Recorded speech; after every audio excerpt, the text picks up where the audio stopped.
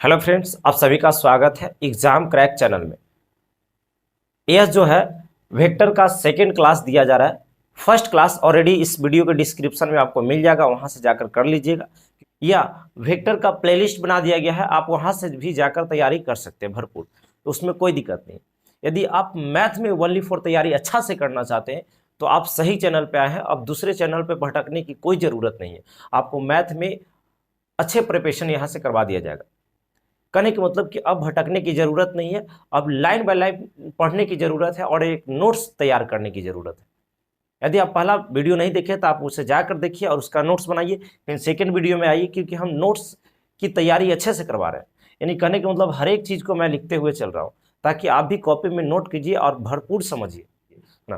Comment पे ज़्यादा विश्वास न रखिए, कमेंट करने से कोई ज़्यादा फायदा है नहीं ना। चीज़ों को समझेंगे वही आपको क्या होगा, फायदा करेगा। तो देखिए, फर्स्ट क्लास में हम लोग ज़्यादा नहीं, वेक्टर का इंट्रोडक्शन ही दिए थे कि कैसे कैसे वेक्टर रहता है, इस चीज़ों के बारे में।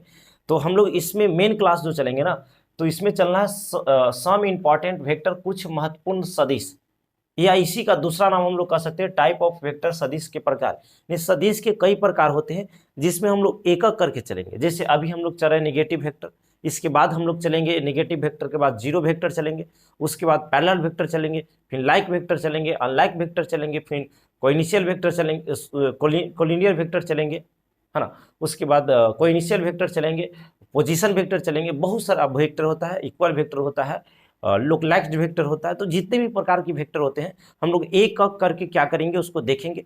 कहने की मतलब कि जितना भी प्रकार के वेक्टर है, मैं एक भी वेक्टर छोड़ने वाला नहीं हूँ, क्योंकि इसमें इस चैनल पे डीप में पढ़ाया जाएगा। आपको वेक्टर से वहाँ पे क्वेश्चन नहीं छूटेगा, आप माइंड में चीज़ सेट करके चलिए, क्योंकि वेक्टर से 6 नंबर का क्वेश्चन देता है। यदि कोरोना का फेज रहा तो इससे 12 नंबर तक का क्वेश्चन आता है ना। तो पहला हम लोग टाइप ऑफ वेक्टर, आप लोग यदि हेडिंग देना चाहते हैं देखिए, अभी स्क्रीनशॉट करते चलिएगा और बाद में आप लोग नोट्स बना लीजिएगा, क्योंकि कितना देरी रुकिए, अभी भरपूर समझने पर विश्वास कीजिए, ठीक है।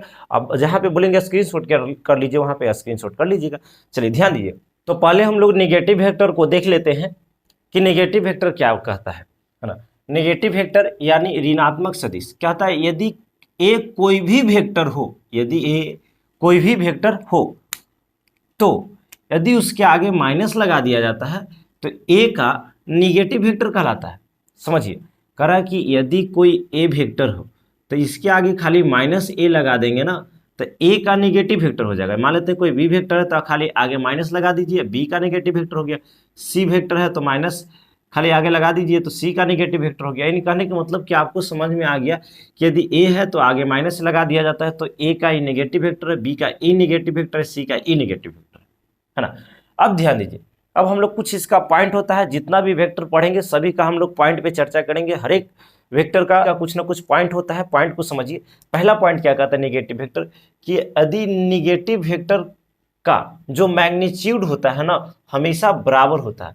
हमेशा क्या होता है बाबू, बराबर होता है। निगेटिव वेक्टर का जो मैग्नीट्यूड होता है वो हमेशा बराबर होता है। और मैग्नीट्यूड को 100% आपको समझना पड़ेगा, क्योंकि नहीं तो फर्स्ट वीडियो जाकर देखिए, आपको मैग्नीट्यूड समझ में आ जाएगा।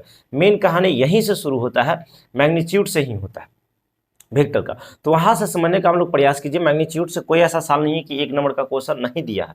ऑब्जेक्टिव किस तरीका से देगा तो समझिए। मैग्नीट्यूड पे हम पहले अच्छा से चर्चा कर लेते हैं, है ना, तब आगे बढ़ेंगे। मैग्नीट्यूड जैसे मान लेते कोई ए वेक्टर है तो एक्स आई कैप प्लस वाई जे कैप प्लस जेड के कैप है। यदि इसके ऐसे यदि लगा दिया जाता है तो ए का मैग्नीट्यूड बोला जाता है।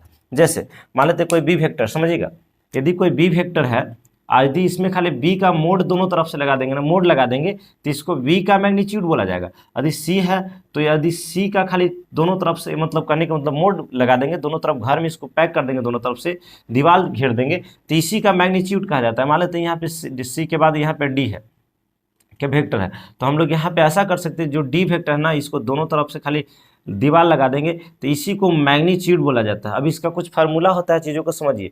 जैसे ए वेक्टर आपका दे दिया एक्स आई कैप प्लस वाई जे कैप प्लस जेड के कैप, तो यदि ए का जब हम मैग्नीट्यूड निकालेंगे ना, यानी ए का जब हम लोग मैग्नीट्यूड निकालेंगे तो इसका जो मान निकल के आ जाएगा ना, अंडर रूट, समझिए, अंडर रूट, देखो आई के गुणांक और जे के गुणांक के गुणांक का स्क्वायर होता है, यानी एक्स स्क्वायर कह देंगे प्लस वाई स्क्वायर कह देंगे और प्लस जेड स्क्वायर, यानी आई के गुणांक एक्स स्क्वायर, वाई का जे का गुणांक वाई स्क्वायर प्लस के का गुणांक जेड स्क्वायर। यानी कहने का मतलब कि इसके आगे वाला का स्क्वायर हो जाता है। किसका स्क्वायर हो जाता है, आगे वाला का।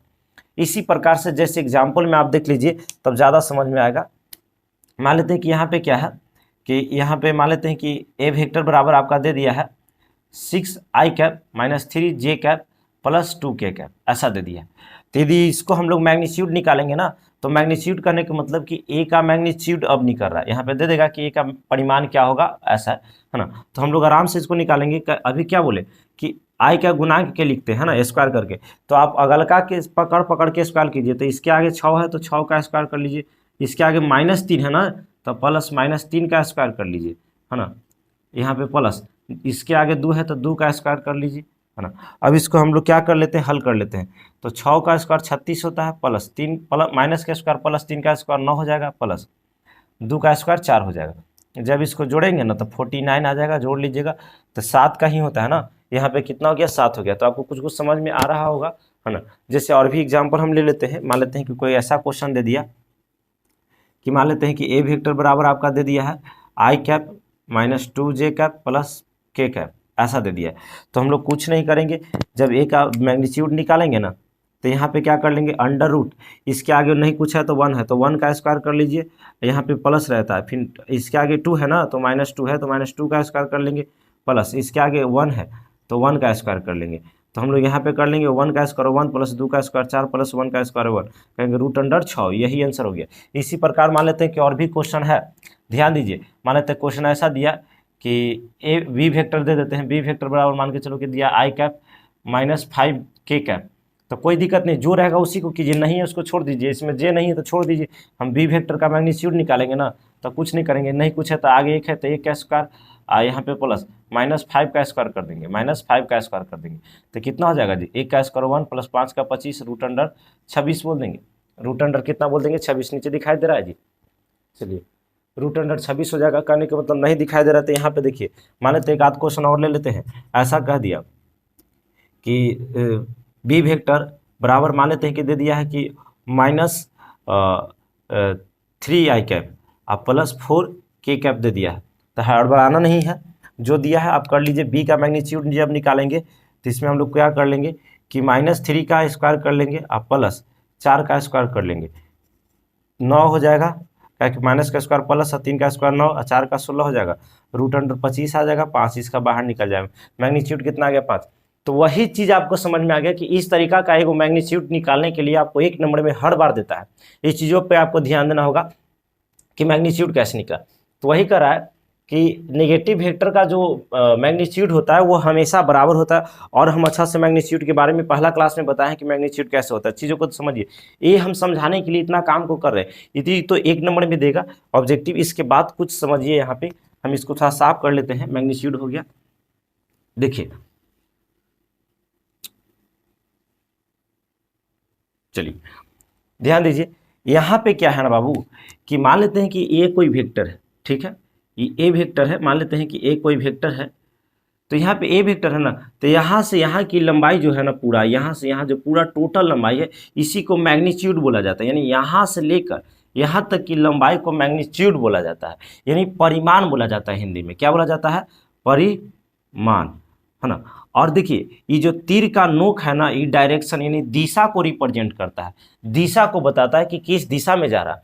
तो कहने का मतलब यही मैग्नीट्यूड आपको समझ में आ रहा है कि यहाँ से यहाँ, तो इसी के बारे में करा। जैसे हम कुछ नेगेटिव वेक्टर ले लेते हैं, नेगेटिव वेक्टर, ये वाला चीज़ों को समझिए, यहाँ से ज़्यादा समझ में आएगा कि नेगेटिव वेक्टर का जो डायरेक्शन होता है ना, जो दिशा होता है वो विपरीत होता है। जैसे समझिए, मान लेते हैं कि यहाँ पे इस तरीका की कोई ए वेक्टर है, ठीक है, यहाँ पे कोई मान लेते हैं कि इधर दिशा ले लिए हैं, डायरेक्शन विपरीत रहता है। यहाँ पे -a वेक्टर जब ले लेते हैं तो समझिएगा कि इसका जो मैग्नीट्यूड यहाँ से इतना जो लंबा होगा ये भी उतना ही लंबा होगा, है ना। वही करा है कि जो नेगेटिव वेक्टर का जो मैग्नीट्यूड होता है हमेशा बराबर होता है, परिमाण बराबर होता है। कहने का तो जब उसका मेंशन निकालेंगे ना तो दोनों का आंसर सेम आएगा, लेकिन इसका जो डायरेक्शन होता है ना विपरीत होता है। जैसे इसका डायरेक्शन इधर की ओर है, इसका डायरेक्शन इधर की ओर रहेगा, और लेकिन जो लंबाई रहेगा ना दोनों का सेम रहेगा। वही करा कि नेगेटिव वेक्टर का जो मैग्नीट्यूड होता है वो हमेशा क्या होता है, बराबर होता है। वहाँ पे ऑब्जेक्टिव दे सकता है, नेगेटिव वेक्टर का मैग्नीट्यूड होता है ऑप्शन ए में बराबर, ऑप्शन बी में बराबर नहीं, या जो भी रहे, है ना। अब यहाँ पे देखिए तीसरा नंबर करा है कि किसी भी वेक्टर एवं उसके नेगेटिव वेक्टर का योग करेंगे ना तो उसका मान 0 आ जाएगा। करा कोई भी वेक्टर है और उसी का नेगेटिव वेक्टर करके यदि उसको योग करेंगे यानी जोड़ेंगे तो इसका मान 0 आ जाएगा। चीज़ों को समझिए यहाँ पे, जैसे मान लेते हैं कि ए कोई वेक्टर है तो इसका नेगेटिव वेक्टर तो फिक्स है कि -a होगा। अब इन दोनों को जोड़िए, जैसे ए वेक्टर में आपको जोड़ना है -a वेक्टर को जोड़ना है, तो यहाँ पे देखिए ए वेक्टर है ना, प्लस माइनस माइनस ए वेक्टर हो जाएगा, यहाँ पे 0 आ गया कि नहीं। देखिए क्या है कि ये वेक्टर है, ए वेक्टर का नेगेटिव वेक्टर है, तो वही कराई यदि किसी भी वेक्टर का उसका नेगेटिव वेक्टर के साथ योग करते हैं यानी जोड़ते हैं तो उसका मान 0 आ जाता है। अभी दोनों को क्या किए, ए वेक्टर इसको जोड़ दिए हैं तो यहाँ पे ए में इसको जोड़ेंगे तो प्लस माइनस माइनस हो जाएगा, आपका आंसर 0 आ गया। आई होप आपको समझ में आया होगा नेगेटिव वेक्टर। यदि आया है तो लाइक दबा के कीजिए, कोई दिक्कत नहीं है। और चीज़ों को समझिए, इस चैनल पे थोड़ा सब्सक्राइबर कम है बाबू, तो इसको मतलब इसको शेयर ज़्यादा कीजिए ताकि दूर तक भी ये चीज़ जा पाए और बहुत सारा स्टूडेंट 12th का है जो पढ़ पाए, है ना। तो इसको क्या कीजिए कि आगे शेयर कीजिए। हम लोग नेगेटिव वेक्टर के बाद जस्ट अभी 0 वेक्टर को लिखते हैं, तब तक इसको स्क्रीनशॉट कीजिए। आप नोट्स बनाते चलिए बाबू, नोट्स बनाते चलिए। चलिए तो अभी हम लोग फर्स्ट को देखें, नेगेटिव वेक्टर को देख लिया। अब हम लोग सेकंड में 0 वेक्टर को कैप्चर करेंगे और 0 वेक्टर को सारा चीज़ को हम यहाँ पे लिख दिए हैं, आप आराम से इसको समझ सकते हैं। देखिए हम इसको समझाने का पूरा प्रयास करते हैं। 0 वेक्टर यानी शून्य सदिश क्या कहता है, कहता है वैसा वेक्टर को 0 वेक्टर कहते हैं जिसका मैग्नीट्यूड का मान 0 हो। जब उसका मैग्नीट्यूड निकाला जाए, जैसे अभी हम निकाल के बता रहे थे, जैसे मान लेते हैं ये कोई वेक्टर है, जब इसका मैग्नीट्यूड निकालेंगे तो उसका मान 0 आना चाहिए। वही कह रहा कि वैसा वेक्टर को 0 वेक्टर कहते हैं जिसका मैग्नीट्यूड का मान क्या हो, 0 हो, जिसका मैग्नीट्यूड का मान क्या हो, 0 हो। चीज़ों को समझिए, मैग्नीट्यूड के मान 0 होना चाहिए। जैसे मान लेते हैं कि हम बता रहे हैं कि यहाँ से यहाँ तक देखिए ये तीर का निशान है, तो इसी को तो हम लोग मैग्नीट्यूड कहते हैं ना, इसी को क्या कहते हैं, मैग्नीट्यूड कहते हैं, वही 0 होना चाहिए। जैसे यहाँ पे हम एक फॉर एग्जांपल समझाना चाहते हैं कि मान लेते हैं कि कोई वेक्टर है, तो मैग्नीट्यूड का मान तो 0 नहीं है, मैग्नीट्यूड का मान 0 नहीं है क्योंकि इतना बड़ा दिखाई दे रहा, दिखाई नहीं देना चाहिए, 0 होना चाहिए। जिससे मान लेते हैं कि इसको बोलेंगे इससे कुछ छोटा है तो इससे कम मैग्नीट्यूड इसका है, इसका से कम इसका है, इससे कम इसका। धीरे धीरे हम लोग नीचे जा रहे हैं, धीरे धीरे ऐसा होगा कि उसका मैग्नीट्यूड होगा ही नहीं, एकदम 0 के बराबर होगा, जो कि दिखाई ही नहीं देगा। तो कहने का मतलब जो सबसे नीचे का होगा ना, उसी को हम लोग क्या कहेंगे, 0 वेक्टर कहेंगे, यानी कोई मैग्नीट्यूड नहीं है, एकदम 0 मैग्नीट्यूड है। ये चीज़ आपको समझ में आ रहा होगा थोड़ा सा कि जो सबसे नीचे का होगा ना, उसी को हम लोग क्या कहेंगे, 0 वेक्टर कहेंगे। आगे समझिए, नेक्स्ट पॉइंट को देखिए, करा यानी सभी वेक्टर को 0 वेक्टर कह सकते, वही बात करें, यानी सभी वेक्टर को 0 वेक्टर के श्रेणी में रख सकते हैं, 0 वेक्टर के श्रेणी में आ सकता है जब उसका मैग्नीट्यूड जब निकाला जाए तो उसका मान क्या आना चाहिए, 0। करा कि वह सभी वेक्टर को 0 वेक्टर कहेंगे कब, जब उसका मैग्नीट्यूड निकाला जाए उसका मान क्या आ जाए, 0 आ जाए। देखिए आप कमेंट पे विश्वास नहीं कीजिए, अभी नए नए जुड़ रहे हैं तो आप लाइक जरूर कर दीजिए वीडियो को, है ना। हम लोग आगे चलते हैं क्योंकि लाइक करने से एक मोटिवेशन मिलता है कि मैं एक वीडियो के बाद दूसरा वीडियो भी लेकर आता हूँ, है ना, दूसरा के बाद तीसरा भी। इस तरीका से हम लोग इसको पूरा प्लेलिस्ट बना देंगे, पूरा वेक्टर ही खत्म कर देंगे, है ना। नेक्स्ट देखिए, अब उसके बाद क्या कहता है, 0 वेक्टर को 0 के पावर नहीं, मतलब 0 वेक्टर को 0 के ऊपर वेक्टर लगा के या 0 द्वारा इसको क्या कर दिया जाता है, रिप्रेजेंट कर दिया जाता है, यानी सूचित कर दिया जाता है। यानी इसके द्वारा हम लोग इसको क्या करते हैं, 0 वेक्टर को रिप्रेजेंट करते हैं, सूचित करते हैं। आगे देखिए, 0 वेक्टर को किसी भी वेक्टर के साथ जोड़ा जाए या घटाया जाए तो उसके मान में कोई परिवर्तन नहीं होता है। जैसे मान लेते हैं कि हम एक वेक्टर निकाले हैं, एक इसका मैग्नीट्यूड निकाला है, आदि मान के चलिए 5 आ गया है। अब हम लोग कोई 0 वेक्टर है, यानी मान लेते हैं कोई बी वेक्टर है और इसमें हम लोग का मान 0 है क्योंकि 0 वेक्टर है, तो इसमें जोड़ दीजिए 5 में 0 को या घटा दीजिए, उसके मान में कोई परिवर्तन नहीं होता। तो वही कहता है कि 0 वेक्टर किसी भी वेक्टर के साथ जोड़ दिया जाए या घटा दिया जाए तो उसके मान में कोई परिवर्तन नहीं होता। तो अभी हम लोग क्या देखें, 0 नेगेटिव वेक्टर देखे, 0 वेक्टर देखे। तीसरा नंबर में हम लोग जस्ट अभी पैरेलल वेक्टर देखेंगे, पहले स्क्रीनशॉट कीजिए इसको, है ना। अभी हम लोग पैरेलल वेक्टर तीसरा नंबर में देखेंगे। चलिए हो गया होगा इसका स्क्रीनशॉट, चलिए इसको साफ कर देते हैं, है ना, ये दोनों को साफ कर देते हैं। तीसरा नंबर पे हम लोग पैरेलल वेक्टर को लाते हैं, है ना। चलिए पैरेलल वेक्टर को समझना बहुत जरूरी है मेरे दोस्त, है ना। चलिए तो हम लोग अभी तीसरा वेक्टर को देखेंगे जो कि पैरेलल वेक्टर के नाम हम ले रहे थे, जिसको समांतर सदिश बोल सकते हैं। पैरेलल वेक्टर क्या कहता है कि दो या दो से अधिक वैसा वेक्टर को पैरेलल वेक्टर कहते हैं जो एक दूसरे के समांतर हो। कह रहा है कि दो या दो से अधिक वैसे वेक्टर को पैरेलल वेक्टर कहते हैं जो एक दूसरे को पैरेलल हो, यानी समांतर हो। जैसे रेल की पटरी देखें, एक समांतर होता है, वही बोल रहा है। जैसे करने के मतलब दो या दो से अधिक, मान लेते कि यहाँ पे ये एक वेक्टर हो गया, मान लेते कि यहाँ से ये एक वेक्टर हो गया, छोटा ले लेते हैं, कोई दिक्कत नहीं है। यहाँ से हम ऐसा कर लेते हैं कि ये एक वेक्टर है। तो इसमें डायरेक्शन से हमको मतलब नहीं है कि दिशा उल्टा है या सीधा, सिर्फ उसका एक दूसरे से पैरेलल होना चाहिए। जैसे यहाँ से यहाँ की जो दूरी है ना, वो जितना बराबर है उतना ही इतना से इतना की दूरी बराबर होना चाहिए। कहने के मतलब दूसरे का पैरेलल होना चाहिए। ये डायरेक्शन से हमें मतलब नहीं है, मैग्नीट्यूड से भी हमें मतलब नहीं है। यानी मैग्नीट्यूड समान हो भी सकता है, न भी हो सकता है। आपका एक ही चीज़ खाली ध्यान में रखना कि उसका जो एक दूसरे का पैरेलल होना चाहिए, समांतर होना चाहिए। जैसे मान लेते हैं कि यहाँ पे समझिए, तो और भी हम कई तरीका के लेते हैं। जब मान लेते हैं इसको साफ कर देते हैं और समझिए अच्छा से, ये कोई ए वेक्टर है, ये कोई बी वेक्टर है, ये कोई सी वेक्टर है, ऐसा कर लेते हैं। देखिए ये कोई सी वेक्टर है, तो देखिए सब एक दूसरे के पैरेलल है बाबू। यानी हम लोग कह सकते हैं कि ए वेक्टर जो पैरेलल है बी वेक्टर का, बी वेक्टर जो पैरेलल है सी वेक्टर का।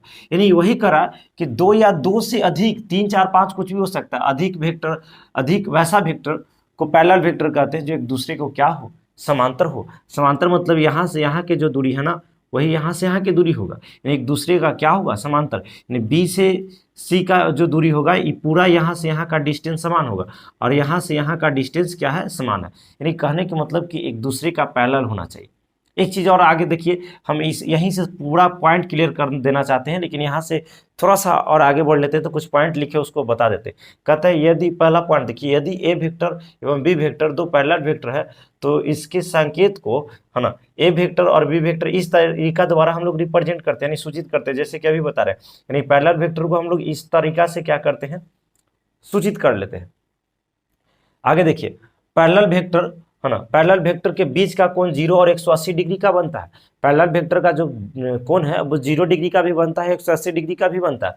0 डिग्री का कब बनता है, 180 डिग्री का कब बनता है, तो जब डायरेक्शन सेम है ना। जैसे मान लेते कि यहाँ से यहाँ डायरेक्शन है और इधर से दोनों सेम डायरेक्शन में, तो इसके बीच का 0 डिग्री का कोण बनेगा। लेकिन यही जब डायरेक्शन विपरीत हो जाता है, एक इधर से है और एक इधर से है, तो 180 डिग्री का कोण बनता है। वही चीज़ को शायद नीचे हम लिख दिए हैं कि जब डायरेक्शन समान होता है तो 0 डिग्री का कोण बनता है, और डायरेक्शन जब विपरीत होता है तो 180 डिग्री का कोण बनता है। यानी दिशा जब समान रहता है तो 0 डिग्री का कोण बनता है, और जब दिशा विपरीत होता है तो 180 डिग्री का कोण बनता है। चलिए आगे नेक्स्ट पढ़ लीजिए। पैरेलल वेक्टर का मैग्नीट्यूड और डायरेक्शन समान हो भी सकता है, न भी हो सकता है। जैसे कि हम अभी बताएं, करें कि पैरेलल वेक्टर का जो मैग्नीट्यूड है और जो डायरेक्शन है वो समान हो भी सकता है और न भी हो सकता है। जैसे देखिए, हम लोग कह देंगे कि पैरेलल वेक्टर है कि नहीं, तो बिल्कुल ये वेक्टर, ये बी वेक्टर पैरेलल वेक्टर है, लेकिन क्या इसका मैग्नीट्यूड देखें तो ये इतना बड़ा है, इसका छोटा है, फिर भी है, तो मैग्नीट्यूड समान हो भी सकता है, ना भी हो सकता है। समान करना है तो यहाँ से यहाँ तक ले आइए, समान हो गया। वो भी बात नेक्स्ट फिर क्या करा कि पैरेलल वेक्टर का जो डायरेक्शन है वो समान हो भी सकता है, ना भी हो सकता है। जैसे यहाँ से ये इस डायरेक्शन में ए वेक्टर, अब बी वेक्टर जब लेते हैं तो मान लेते हैं कि इस डायरेक्शन में रहे लेकिन समांतर है, तो हम लोग कहेंगे पैरेलल वेक्टर है।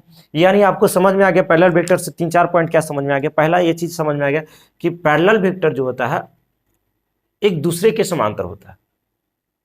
दूसरा बात ये हुआ कि पैरेलल वेक्टर में 0 डिग्री का भी कोण बनता है, 180 डिग्री का भी कोण बनता है, क्योंकि पैरेलल वेक्टर से आएगा कि क्या पैरेलल वेक्टर में 0 डिग्री का कोण बनता है, तो यस, तो 0 डिग्री का भी कोण बनता है, 180 डिग्री का भी बनता है। जब डायरेक्शन सेम होता है ना तो 0 डिग्री बनता है, और जब डायरेक्शन विपरीत होता है तो 180 डिग्री का कोण बनता है। पैरेलल वेक्टर को हम लोग इस द्वारा निरूपित करते हैं, यानी इस तरीका द्वारा हम लोग रिप्रेजेंट करते हैं पैरेलल वेक्टर को। जैसे ए वेक्टर पैरेलल है और बी वेक्टर पैरेलल है, तो हम लोग इस द्वारा क्या कर लेते हैं, सूचित कर लेते हैं। हाँ देखिए, नेक्स्ट क्या करा, पैरेलल वेक्टर का जो मैग्नीट्यूड है ना, जो पैरेलल वेक्टर का जो लंबाई हो वो सेम हो भी सकता है, न भी हो सकता है, डायरेक्शन भी सेम हो सकता है, न भी हो सकता है। तो क्या है कि क्या पैरेलल वेक्टर का डायरेक्शन हमेशा बराबर होता है, तो नहीं। क्या हो सकता है बराबर, तो यस हो सकता है। तो इस चीज़ों पे आपको ध्यान देना होगा।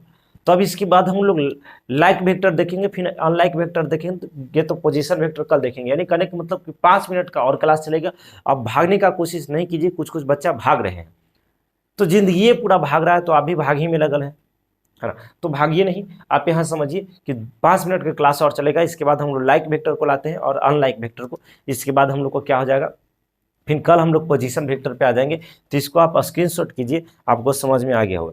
एक चीज़ आपको जरूर ध्यान रखना है कि जब डायरेक्शन जब सेम रहता है तो 0 डिग्री, और जब विपरीत रहता है 180 डिग्री, क्योंकि लाइक वेक्टर में इसका यूज है, अनलाइक में भी यूज है। तो इस चीज़ों को सबसे ज़्यादा ध्यान रखिएगा, है ना।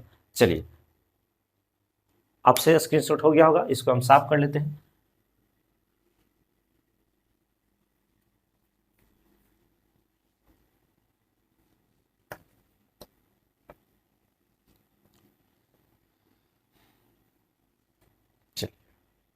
तो चलिए अभी हम लोग एक झलक में लाइक वेक्टर को देख लेते हैं कि लाइक वेक्टर यानी समान दिशा सदिश किसे कहते हैं। तो इसका देखो क्वेश्चन में आंसर छुपा हुआ, समान दिशा सदिश यानी वैसा वेक्टर को लाइक वेक्टर कहते हैं जिसका दिशा क्या होना चाहिए, समान होना चाहिए। तो वही करा, वैसा वेक्टर को लाइक वेक्टर कहते हैं जिसका दिशा क्या होना चाहिए, तो दिशा समान होना चाहिए। डायरेक्शन से मतलब है कि उसका डायरेक्शन समान होना चाहिए, बाकी से मतलब नहीं है। जैसे जैसे मान लेते हैं, यहाँ पे देखिए, मान लेते हैं कि कोई ए वेक्टर है, ठीक है, और कोई बी वेक्टर जो है ना, ऐसे मान लेते हैं, तो ये दोनों कहेंगे ना कि ये लाइक वेक्टर होगा, क्योंकि इसको डायरेक्शन क्या है, समान है। डायरेक्शन क्या है, समान है। चीज़ों को समझिए, वैसा पैरेलल वेक्टर को लाइक वेक्टर कहते हैं जिसका दिशा क्या होना चाहिए, समान होना चाहिए। क्या ये लाइक वेक्टर होगा? देखिए तो, एक यहाँ से लिए और एक यहाँ से, ये वेक्टर है, ये बी वेक्टर है, क्या लाइक वेक्टर होगा? क्योंकि दिशा तो समान है, तो लाइक वेक्टर नहीं होगा, क्योंकि यहाँ फरमा दिया है कि वैसा पैरेलल वेक्टर, यानी वो पैरेलल होना चाहिए। यहाँ तो पैरेलल है ही नहीं, यहाँ ज़्यादा बड़ा है या छोटा, यानी करने को तो डिस्टेंस कमते जा रहा है, तो ये नहीं होगा। ये चीज़ आपको पता चल गया। हाँ, डायरेक्शन सेम होना चाहिए लेकिन पैरेलल होना चाहिए। एक चीज़ और आपको ध्यान होना चाहिए कि वो उसका मैग्नीट्यूड छोटा बड़ा हो सकता है लेकिन वो पैरेलल होना चाहिए, है ना। जैसे मान लेते हैं कि क्या ये पैरेलल वेक्टर होगा, यहाँ से ए वेक्टर है, ये बी वेक्टर है, ऐसा बी वेक्टर है, नहीं होगा, नहीं होगा। यदि आपको लग रहा है कि होगा तो नहीं होगा, क्योंकि इसका डायरेक्शन है विपरीत है। डायरेक्शन जबकि समान होना चाहिए बाबू, दिशा क्या होना चाहिए, समान। तो दोनों उसी तरीका का रहना चाहिए। तो आपको ये चीज़ यहाँ पे गलत हो गया, यानी डायरेक्शन समान होना चाहिए, है ना। जैसे अब देखिए, मान लेते हैं कि डायरेक्शन जब समान है, तो हम अभी बताएं कि ये वेक्टर है, बी वेक्टर है, तो इसका बीच का कोण तो 0 डिग्री बन जाएगा, क्योंकि अभी हम बताएं पैरेलल वेक्टर में कि दिशा जब समान रहता है तो उसको बीच का कोण 0 डिग्री का बनता है। तो नेक्स्ट आगे पढ़िए, क्या करा है कि सभी लाइक वेक्टर को पैरेलल वेक्टर कह सकते हैं। जितना भी लाइक वेक्टर होगा सभी पैरेलल वेक्टर होगा, लेकिन सभी पैरेलल वेक्टर को लाइक वेक्टर नहीं कह सकते। लाइक वेक्टर नहीं कह सकते क्योंकि पैरेलल वेक्टर में दिशा विपरीत भी रहता है, पैरेलल वेक्टर में दिशा उल्टा पुल्टा भी रहता है, लेकिन वो उसको पैरेलल से मतलब है। लेकिन इसमें डायरेक्शन सेम होना चाहिए, इसीलिए कह रहा है कि सभी लाइक को हम लोग पैरेलल तो कहेंगे, लेकिन पैरेलल को लाइक नहीं कहेंगे, क्योंकि पैरेलल में जैसे तैसे भी रहता है। चलिए, लाइक वेक्टर के बीच का कोण कितना होता है जी? तो जब दिशा समान है तो 0 डिग्री होगा, 0 डिग्री होता है। लाइक वेक्टर का मैग्नीट्यूड समान हो भी सकता है और न भी हो सकता है। लाइक वेक्टर का जो लंबाई है ना, वो समान रह भी सकता है, न भी रह सकता है, ए और यहाँ पे बी है, तो फिर भी हम लोग कहेंगे कि लाइक वेक्टर है, पैरेलल वेक्टर भी है। क्योंकि लाइक वेक्टर इसीलिए क्योंकि डायरेक्शन सेम है, इसका मैग्नीट्यूड बड़ा रहे छोटा रहे उससे कोई मतलब नहीं। तो या शायद आपको लाइक वेक्टर भी समझ में आ गया होगा, फिर भी आप लाइक नहीं कर रहे तो आप लाइक जरूर कीजिए। इसके बाद अनलाइक लाते हैं, उसके बाद द इंड कर देते हैं, और आज के लिए द इंड रहेगा। उसके बाद कल से हम लोग पोजीशन वेक्टर पे आ जाएंगे, और वहाँ से खूब तबातोड़ क्वेश्चन पूछता है। पोजीशन वेक्टर से कोई ऐसा सवाल नहीं कि क्वेश्चन नहीं दिया है ना। तो ये सब तो ऑब्जेक्टिव के लिए, लेकिन पोजीशन वेक्टर से आपको 2 नंबर तक का भी क्वेश्चन पूछता है ना। तो इसको स्क्रीनशॉट कीजिए।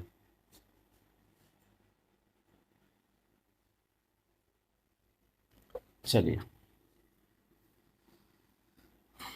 लाइक वेक्टर के बाद हम लोग देख लेते हैं अनलाइक वेक्टर, है ना। क्या देख लेते हैं? अनलाइक वेक्टर को देख लेते हैं आराम से। चलिए, तो ध्यान दीजिए, हम लोग को 5वां नंबर पहुंच गया है अनलाइक वेक्टर। इसका हिंदी नाम है विपरीत दिशा सदिश। नाम से ही पता चल रहा है कि इसका जो डायरेक्शन होगा ना, वो जो दिशा होगा वो विपरीत होगा। तो कह रहा है वैसा पैरेलल वेक्टर को अनलाइक वेक्टर कहते हैं जिसका दिशा क्या हो, विपरीत हो, उसका डायरेक्शन विपरीत होना चाहिए। जैसे देखिए, मान लेते हैं कि यहाँ पे कोई ए सदिश है ना, क्या है, कोई ए वेक्टर ऐसा ले लेते हैं कि कोई ए वेक्टर है ना, और इसका उल्टा कर देते हैं ना तो बी वेक्टर हो जाएगा। कहने के मतलब कि इसका डायरेक्शन विपरीत होना चाहिए, मैग्नीट्यूड से हमारा मतलब नहीं है। ये बड़ा भी हो सकता है, बराबर भी हो सकता है, छोटा भी हो सकता है, कहने के मतलब उससे कोई दिक्कत नहीं है, खाली डायरेक्शन विपरीत होना चाहिए। तो बताइए, ठीक से देखिए, मान लेते कि डायरेक्शन विपरीत है, मान लेते इसका इधर की ओर मुंह है तो इसका हम इधर की ओर ले लेते, ये फिर भी समान, सॉरी अनलाइक वेक्टर है, एक चीज बताइए, इसका बीच का कोण तो आप जान रहे कि एकदम पक्का 180 डिग्री बनेगा जी, 180 बनेगा क्योंकि दिशा विपरीत है ना। एक चीज और आपको पता चल रहा है कि इसका मैग्नीट्यूड समान हो भी सकता है, न भी हो सकता है। वही चीज को हम यहाँ पे खाली लिख दिए हैं। देखिए क्या कहता है, अनलाइक वेक्टर को डायरेक्शन विपरीत होता है, हमेशा क्या होता है, विपरीत होता है। जैसे डायरेक्शन इधर दिखा, इसका इधर दिखा, तो हम लोग विपरीत बोल दिए। अनलाइक वेक्टर का मैग्नीट्यूड समान हो भी सकता है, न भी हो सकता है, जो कि अभी बताइए छोटा है बड़ा है, कभी बराबर भी हो जाएगा। यानी मैग्नीट्यूड जो है, लंबाई जो है, यानी जो तीर की लंबाई है, तीर का लंबाई जो है आपका बराबर हो भी सकता है, न भी हो सकता है। बीच का कोण आप भी बता सकते हैं कि 180 डिग्री बनेगा, है ना। कितना डिग्री बनेगा जी, 180 डिग्री बनेगा। नेक्स्ट पॉइंट भी आप लोग लिख सकते हैं कि सभी अनलाइक वेक्टर को पैरेलल वेक्टर कह सकते हैं। सभी अनलाइक वेक्टर को पैरेलल वेक्टर कह सकते हैं, लेकिन सभी पैरेलल वेक्टर को अनलाइक वेक्टर नहीं कह सकते, क्योंकि पैरेलल वेक्टर ऐसे भी होता है बाबू। सुनिए, सभी क्योंकि पैरेलल वेक्टर में भी हम लोग कह सकते हैं कि पैरेलल वेक्टर है, ये वेक्टर है, बी वेक्टर है, क्या इसका दिशा विपरीत है, नहीं, समान है, फिर भी पैरेलल है। तो ये करें कि सभी पैरेलल वेक्टर को हम लोग अनलाइक वेक्टर नहीं कह सकते, लेकिन सभी अनलाइक वेक्टर को पैरेलल कह सकते हैं। बात को समझिए यहाँ पे। अच्छा, क्या यह हम देखिए, हम क्या कहेंगे, दिशा विपरीत होना चाहिए। तो बताइए, यहाँ से ऐसा गया है और एक यहाँ से ऐसा ले लेते हैं, ये वेक्टर है, बी वेक्टर है, इसका दिशा तो विपरीत है, तो क्या ये अनलाइक वेक्टर होगा कि नहीं होगा, हम कमेंट देखना चाहते हैं। अनलाइक वेक्टर होगा कि नहीं, अभी कमेंट कीजिए तो।